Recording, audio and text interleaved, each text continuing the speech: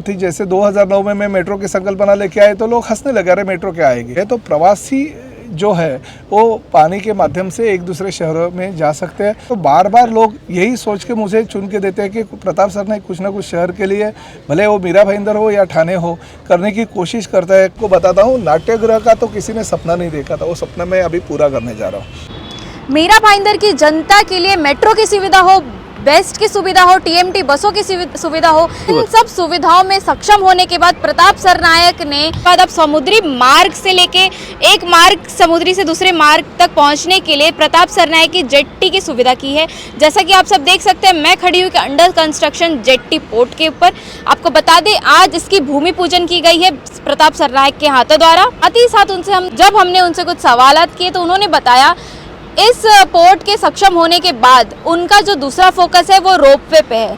जैसा कि हमने उनसे बात की तो उन्होंने बताया यूरोपियन कंट्री में जैसे रोपवे की सुविधा दी गई है, एक पहाड़ से लेके दूसरे पहाड़ में, जैसे कि आप सब जानते हैं पूरा मुंबई पहाड़ियों से घिरा हुआ है। तो उनका अभी आगे का ये प्लान है कि एक पहाड़ी से लेके दूसरी पहाड़ी तक ट्रैवल करने के लिए जहाँ लोगों को 3-3, 4-4 घंटे लग जाते हैं, पर महज 15 से 20 मिनट में लोग। आइए बात करते हैं प्रताप सरनाइक से इस पूरे उनके प्लान के बारे में।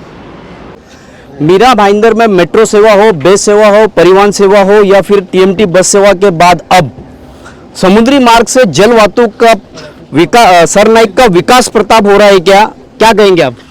देखिए, जिस 2009 में जिस वक्त में मिस मीरा भाईंदर और ठाणे का विधायक बना, उसी वक्त मेरे दिमाग में एक संकल्पना आई कि मुंबई चारों तरफ से समुद्र से भिड़ी हुई है और साथ ही में ये जो ठाणे जिला और पालघर जिला है उसका अगर हर शहर देखा जाए तो पूरा खाड़ी किनारा उसको लगा हुआ है।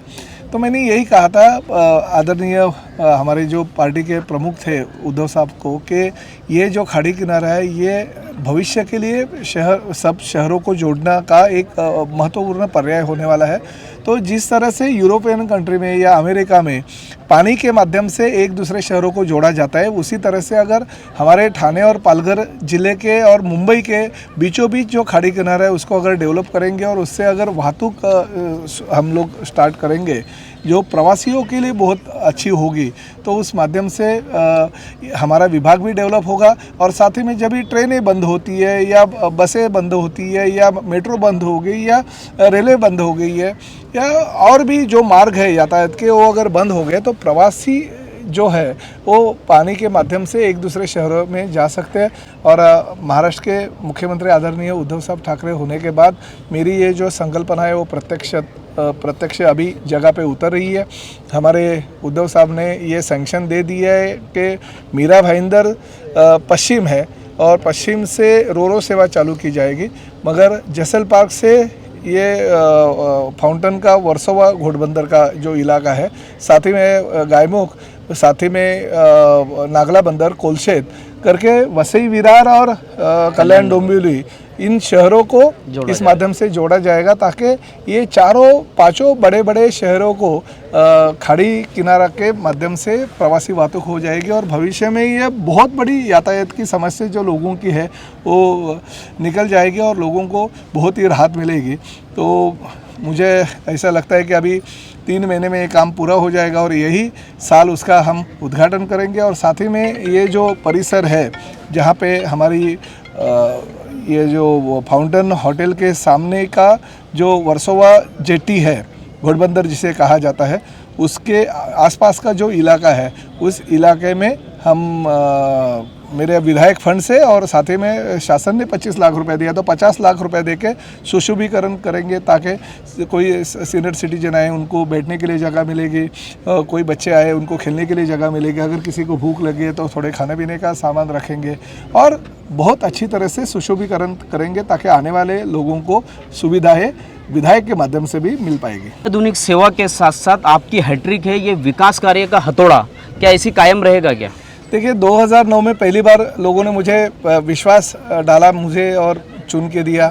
2014 में फिर एक बार चुन के दिया और 2019 में तो 84,000 का मार्जिन देके लोगों ने मुझे चुन के दिया। तो बार बार लोग यही सोच के मुझे चुन के देते हैं कि प्रताप सरनाइक कुछ ना कुछ शहर के लिए, भले वो मीरा भाईंदर हो या ठाणे हो, करने की कोशिश करता है। काम करने के वक्त वो कोई थकता नहीं है और अच्छी अच्छी संकल्पना लेके आता है ताकि ये शहर उज्जवल हो, ये शहर का भविष्य अच्छा हो और शहर आगे बढ़े।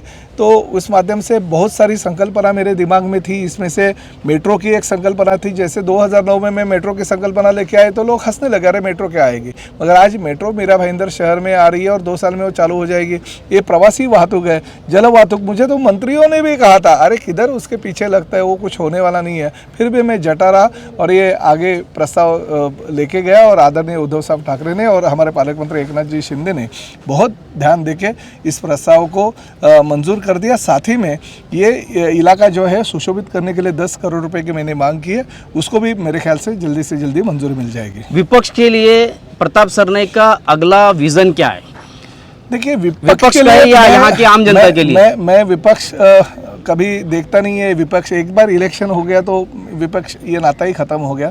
देखिए मेट्रो हो गई, प्रवासी वाहतुक हो गई, मगर बहुत सारे लोगों को लगता है कि हर इंसान जो आम जनता है वो क्या विमान में नहीं जा सकती है। तो रोपवे जो संकल्पना है, आप देखते हैं कि मुंबई और ठाणे जिले और पालघर जिले में बहुत बड़े बड़े माउंटेन है। वो माउंटेन को अगर एक दूसरे से रोपवे के माध्यम से जोड़ा जाए तो एक रोपवे के माध्यम से भी एक दूसरे शहर को जोड़ने का जो मेरा संकल्प है वो पूरा हो जाएगा। और आज नहीं तो कल वो भी तमन्ना जो मेरी है वो शासन पूरी करेगी, ये मुझे खातरी है। और भविष्य में और भी अच्छे विकास काम के लिए शासन निधि की कमी नहीं महसूस करेगा, ये मुझे पता है। मैं दिखाऊंगा और खाली सपने नहीं दिखाऊंगा बल्कि वो जमीन पे लेके आऊँगा। अभी ये माध्यम से भी आपको बताता हूँ, नाट्यगृह का तो किसी ने सपना नहीं देखा था, वो सपना मैं अभी पूरा करने जा रहा हूँ। अभी प्रशासकीय इमारत जो महानगर पालिका की इमारत है, 1 रुपये भी कॉरपोरेशन का खर्चा नहीं करते हुए 2 लाख फुट की इमारत बांधने का फैसला हमने किया। वो भी जुलाई में उद्धव साहब ठाकरे के बर्थडे के दिन हम लोग वो भूमि पूजन करने जा रहे हैं। तो ये ऐसे बहुत सारे काम हैं। एक अस्पताल नया बना रहा है, हमारे मीरा भाईंदर पुलिस आयुक्तालय का भूमि पूजन हम कर रहे हैं। तो ये आगे देखिए होता है क्या। प्रताप सरनाइक ने आज सिटी न्यूज़ से बात करते हुए चिमटी भी ली है और कहा कि विकास कार्य कर रहे हैं इसलिए वो 3 बार चुन के आए, वरना 145 के विधायक दूसरी बार चुने नहीं गए हैं। कुल मिला के उन्होंने इस संदर्भ में जानकारी दी। अगला विज़न उनका रोपवे के ऊपर होगा। मेरे सामने आप जो ज़मीन देख रहे हैं वहाँ पर सिर्फ सौंदर्यकरण बाकी है जो कि 2 से 3 महीने में हो जाएगा। उसके बाद यहाँ से मीरा भाईंदर की जनता नवी मुंबई, ठाणे के अलावा वसई विरार तक का समुद्री मार्ग से सफ़र कर सकती है, बड़ी आसानी से कर सकती है। इस तरीके की ये सुविधा यहाँ पे उपलब्ध जल्द ही होने वाली है। इसी तरीके की खबरों के लिए मेरे यानी शकील शेख और एकता पोद्दार के साथ बने रहे, देखते रहे सिटी न्यूज़ मुंबई।